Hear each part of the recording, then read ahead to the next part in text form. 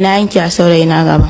Dalilin abin da ya faru shine na yanke masa misalin karfe 11 na ranar Asabar, ranar Ladi kenan. Ya bani labarin zai yi aure tun ba yanzu ba.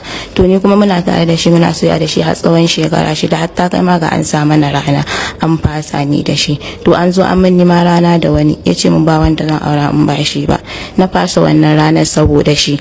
Na fasa ranar nan saboda shi. Shi kuma daga baya ya zo ya ce min zai yi aure, zai zo ya juya an bani, kuma na ki kowa saboda shi. Shine dalilin da yasa na aikata masa wannan abu. A ina kika samu wukar? Na zo ne da ita daga gida ya gatari.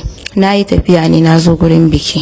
Da na tafi gurin bikin sai muka haɗu da shi a nan ɗin kwana ɗaya. Ni dai na baro gida misalin 12.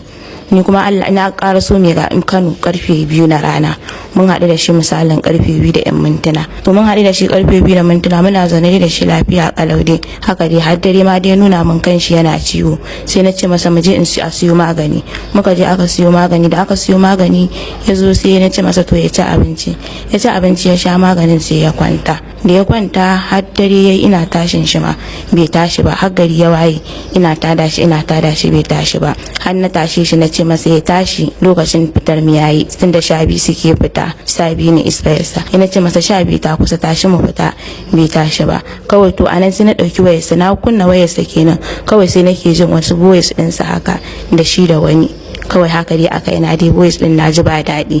Kawai sai raina ɓaci akan wannan voice din da na ji kawai sai na kashe wayar, sai na ajiye, sai na tashe shi sai ya tashi. Kawai raina da ya ɓaci, kawai sai na rasa ma me zan aikata. To kawai sai ina taho da wannan wuka kenan. Wukar ta waye? Wukar ainihin ta wace na taho da ita, amma kuma da na taho da ita din nan bayan ta ne zan yi. Yawa da na tashe shi bai tashi ba. Ita kuma wannan wuka dalilin da ya sa ma na taho da ita gurin bikin da zan taho ne da ita, na taho da wannan wuka. To ni kuma na rasa me zan yi, kawai sai na ɗauko wannan wuka. Kawai ni kuma sai na yanke wannan shawara ta wannan abin, sai na yanke masa wannan gaban nashi. Na yanke, ni na ɗauke shi da kaina na kai shi cikin bayi, na masa wanka, na wanke masa jikinsa. Da gurin da jinin yake zuba kuma sai na masa wanka ma duka a jikin shi. Me yasa kika masa wanka? Saboda da akwai jini a jikin shi, shi yasa sai na wanke masa jikin shi. Maimuna Idris, me gatari.